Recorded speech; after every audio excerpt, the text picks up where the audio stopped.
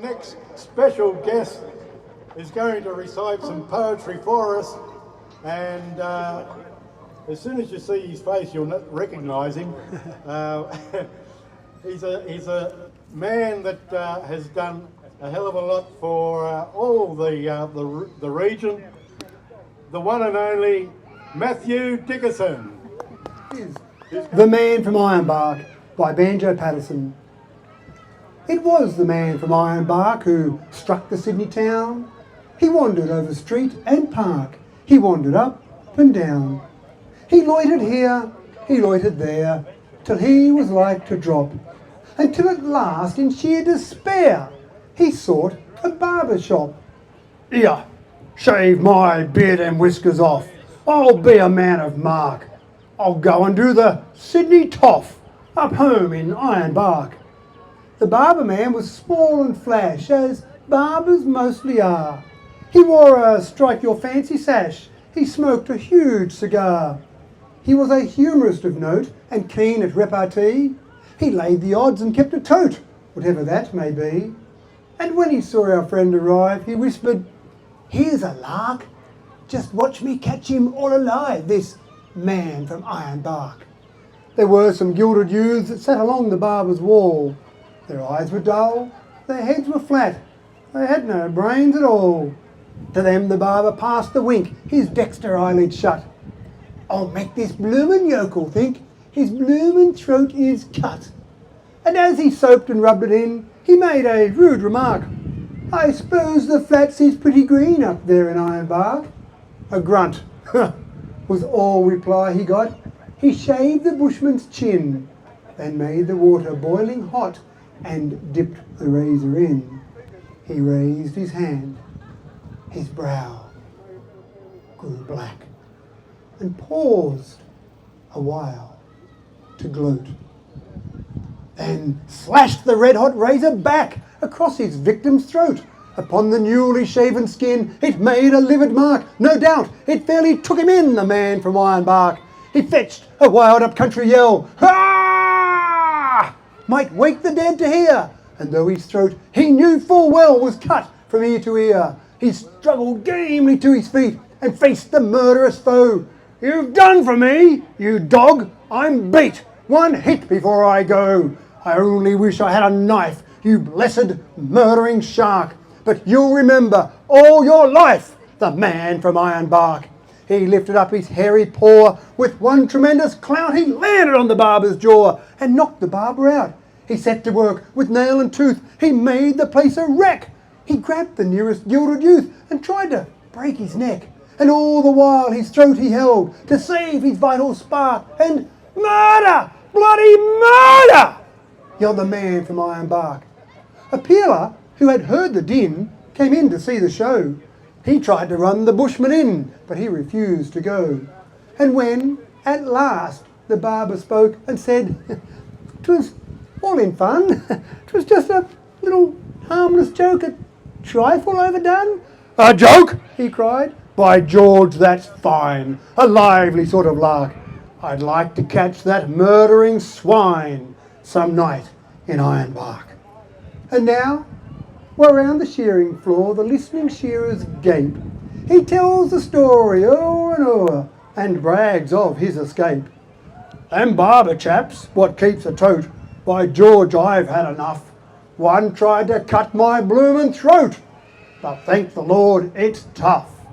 And whether he's believed or no, there's one thing to remark, that flowing beards are all the go way up in Ironbark.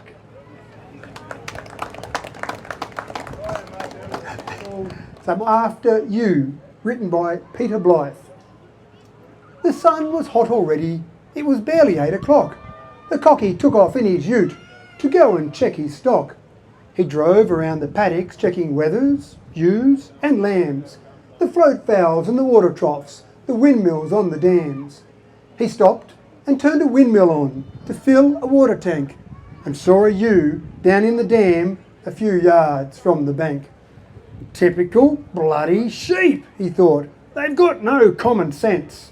They won't go through a gateway, but they'll jump a bloody fence. The ewe was stuck down in the mud. He knew without a doubt she'd stay there till she carked it if he didn't get her out. But when he reached the water's edge, the startled ewe broke free, and in her haste to get away began a swimming spree. He reckoned once her fleece was wet, the weight would drag her down. If he didn't rescue her, the stupid sod would drown. Her style was unimpressive, her survival chances slim. He saw no other option. He would have to take a swim. He peeled his shirt and singlet off, his trousers, boots and socks, and as he couldn't stand wet clothes, he also shed his jocks. He jumped into the water and away that cocky swam. He shortly caught up with her near the middle of the dam. The ewe was quite evasive. She kept giving him the slip. He tried to grab her sodden fleece but couldn't get a grip. At last he got her to the bank and stopped to catch his breath. She showed him little gratitude for saving her from death. She took off like a Bondi tram around the other side. He swore next time he caught that ewe, he'd hang her bloody hide. Then round and round the dam they ran. Although he felt quite puffed, he still thought he could run her down. She must be nearly stuffed. The local stopwork came along to pay a call this day. He knew this bloke was on his own, his wife had gone away. He didn't really think he'd get fresh scones for morning tea, but nor was he prepared for what he was about to see. He rubbed his eyes in disbelief at what came into view, for running down the catchment came this frantic-looking ewe, and on her heels in hot pursuit and wearing not a stitch, the farmer yelling wildly, "Come back here, you lousy snitch!" The stock rep didn't hang around, he took off in his car. The cockie's reputation has been damaged near and far. So bear in mind the WorkSafe rule. When next you check your flocks, spot the hazard, assess the risk, but always wear your jocks. Country, and I did see someone down there with some beautiful old penny farthing bikes, so I thought we might go back and do another banjo poem. We might do Mulga Bill's Bicycle, which is a classic old poem, and again I can just see back 120, 140 years ago when people were turning in, there we go, here's Mulga Bill himself, when people were turning in their their horses and getting onto a bicycle, you can just see this story of people trying to learn how to ride. What do you think? It was Mulga Bill from Eagle Horse that caught the cycling craze. He turned away a good old horse that served him many days. He dressed himself in cycling clothes, was splendid to be seen. He headed off to town and bought himself a shiny new machine. And as he wheeled it through the door with air of lordly pride, a smiling shop assistant said, "Excuse me, can you ride?" See here, young man, said Mulga Bill, from Walgett to the sea, from Conroy's Gap to Castlereagh, there's none can ride like me. I'm good all round at everything, as everybody knows, although I'm not the one to talk. I hate a man that blows. But riding is my special gift, my chiefest sole delight. Just ask a wild duck, can it swim? A wildcat, can it fight? There's nothing clothed in hide or hair, or built of flesh or steel. There's nothing walks, or jumps, or runs on axle, hoof or wheel. But what I'll sit, while hide will hold, and girths and straps are tight, I'll ride this here, two-wheel machine, right straight away at sight. It was Mulga Bill from Eagle Hawk that sought his own abode, that perched above the Dead Man's Creek, beside the mountain road. He's turned the cycle down the hill and mounted for the fray, but here he'd gone a dozen yards, it bolted clean away. It left the track and through the trees just like a silver streak. It headed down an awful slope towards the Dead Man's Creek. It shaved a stump by half an inch, it dodged a big white box. The very wallaroos in fright went scampering up the rocks. The wombats in their caves dug deeper underground as Mulga Bill, as white as chalk, sat tight to every bound. It struck a stone and gave a spring that cleared a fallen tree. It raced beside a precipice as close could be. As Mulga Bill let out one despairing shriek, it made a leap of 20 feet into the Dead Man's Creek. 'Twas Mulga Bill from Eagle Hawk that slowly swam ashore. He said, I've had some narrow shaves and lively rides before. I've rode a wild bull round a yard to win a £5 bet, but this was the most awful ride that I've encountered yet. I'll give that two-wheeled outlaw best. It's shaken all my nerve to feel it whistle through the air and plunge and buck and swerve. It's safe at rest in Dead Man's Creek, we'll leave it lying still. A horse's back is good enough, henceforth, for Mulga Bill.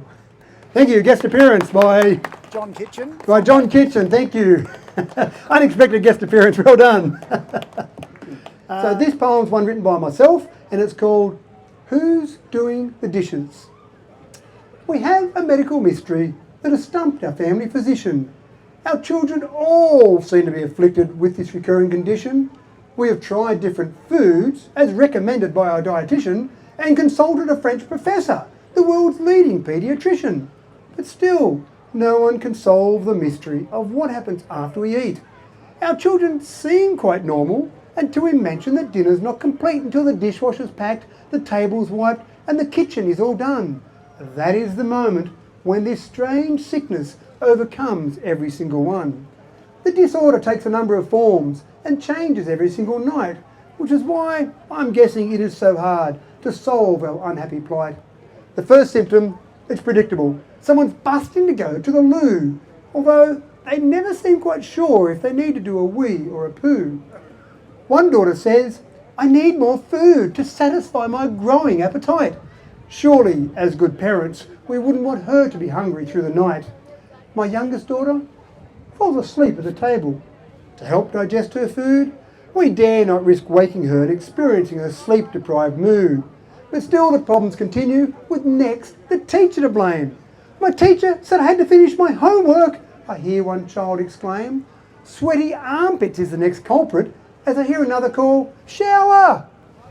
Perspiration must have been bad. We don't see her for the next hour. My son starts sweating and convulsing. His vital signs start to diminish. Please take me to my video game. I just have this level to finish. Well, that takes care of the most common symptoms, but still they come up with others. My daughter wants to upload a selfie so her friends can show their brothers. My favourite TV show is on. I wouldn't dare think of missing it. Next, there is a disaster to manage, the emergence of a big zit. A glass of milk helps my growing bones. I need to take the dog for a run. I have heard that it is important for kids to relax and have some fun. They have been quite creative, with more excuses than a politician. Next, the kitchen is deserted. They've vanished faster than a magician. This scene is repeated every night. I'm not sure if my wife can cope. First, one legitimate excuse has now led us down this slippery slope. I wonder how this developed. Is it learned or is it genetic? I think we need more research on this, or am I just being pathetic? At least my husband will help, says my wife. Otherwise I'll be here all night. I'll be back in a minute, I promise. I just have this poem to write.